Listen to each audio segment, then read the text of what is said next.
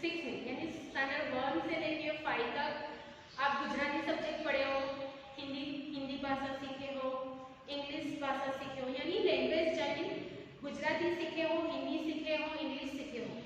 तो इस साल आप लोग नई भाषा सीखोगे, उस भाषा का नाम है संस्कृत। आप बहुत भाग्यशाली हो और मैं भी बहुत भाग्यशाली हूँ कि मुझे आप लोगों को संस्कृत भाषा पढ़ाने को मिल रहा है और आप सबको भी संस्कृत भाषा सीखने को मिल रही है। आप लोगों को पता है संस्कृत भाषा किसकी भाषा है? कौन बोलता था संस्कृत? आपको पता है? हाँ, संस्कृत भाषा देवों की भाषा है। यानी जो हम लोग जैसे आपस में हम हमारे व्यवहार में जो बातचीत करते हैं, हिंदी में करते हैं, गुजराती में करते हैं, इंग्लिश में करते हैं, वैसे ही ये संस्कृत भाषा देवों की भाषा है। इंडो आर्यन लोग, जो देव लोग थे, ये संस्कृत भाषा का इस्तेमाल करते थे। हिंदू धर्म में जितने भी धर्म ग्रंथ है, आपने देखा होगा, वो जितने भी धर्म ग्रंथ है वो कौन सी भाषा में लिखे गए हैं?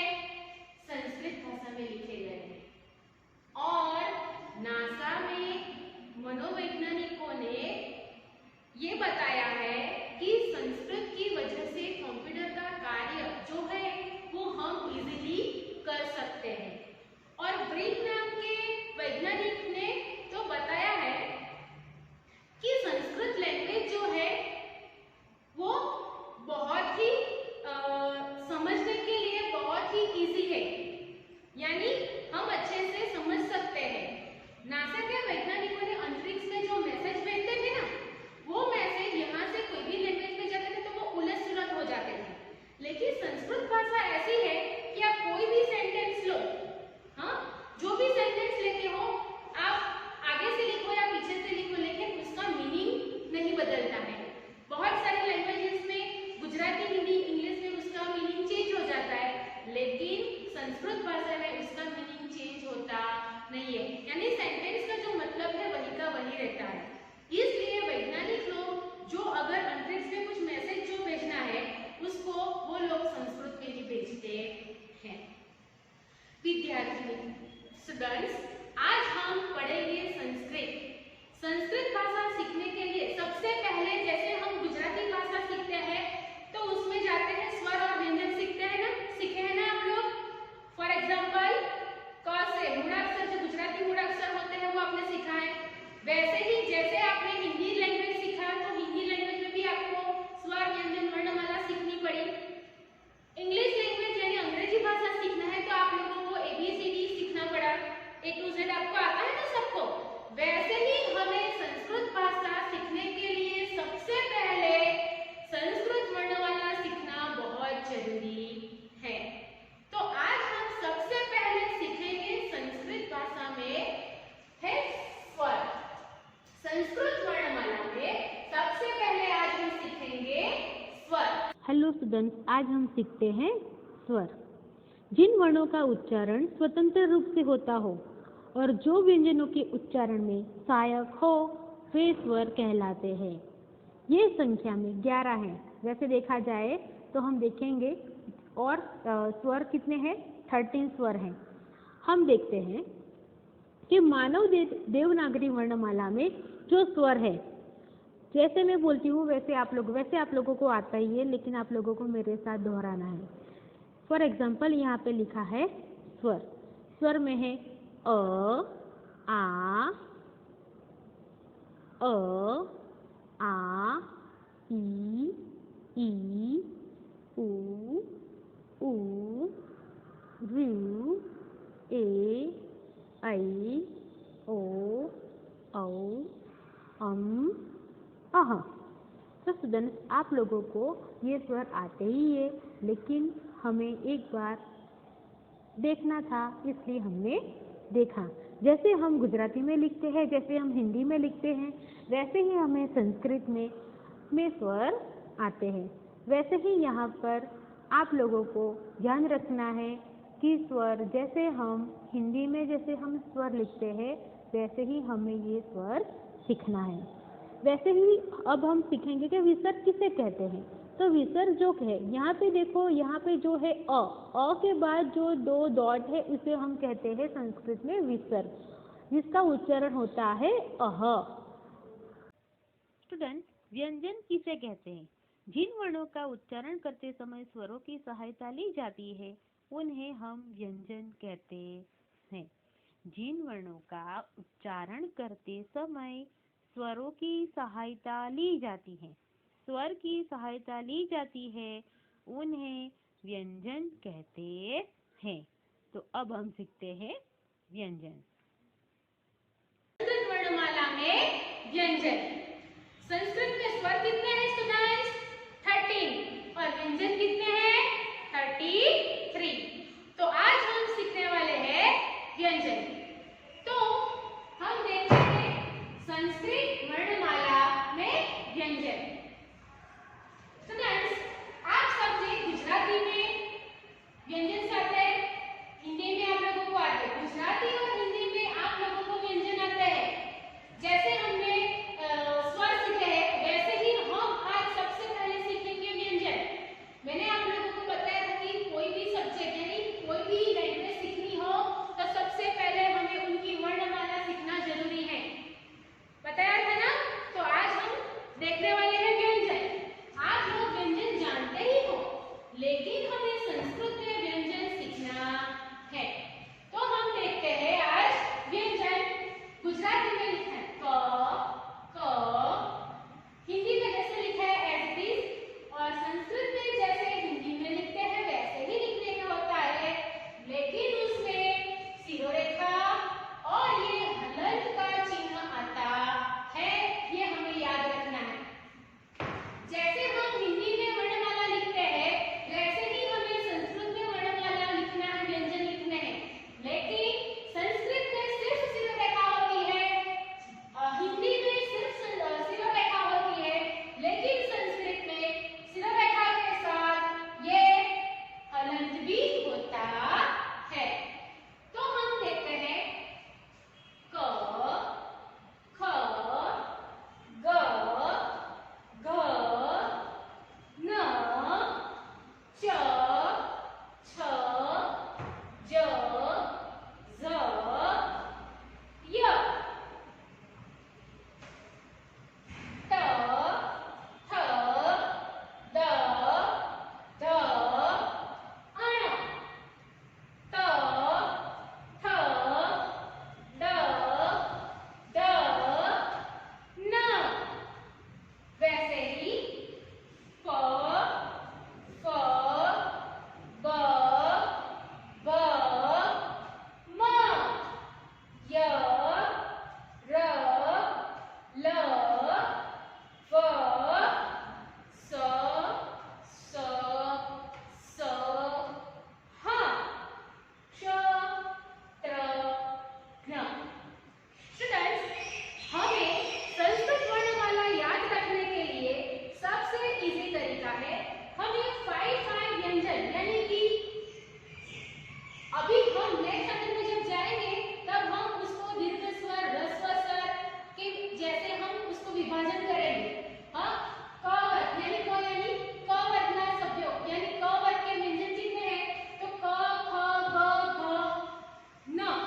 हमें 5 के व्यंजन को यानी उसके समूह में हमें ये व्यंजन याद रखने हैं। फॉर एग्जांपल क वर्ग यानी क, ख, ग, घ, न। फिर है च वर्ग में आता है च, छ, ज, झ, य। वैसे ही ट वर्ग में आता है त, थ, द, ध, अण। फिर ट वर्ग के व्यंजन ट, थ, द, ध, न। वैसे ही प वर्ग के व्यंजन प, फ, ब, भ, म, य, र, ल, व, श, श, ह और त्र, श, न।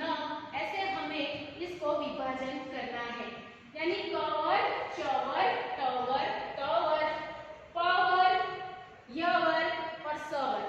ऐसे हमें हमारे व्यंजन को याद रखना है। स्टूडेंट्स, जब ये हमारे व्यंजन के साथ जब स्वर मिलता है, यानी यहाँ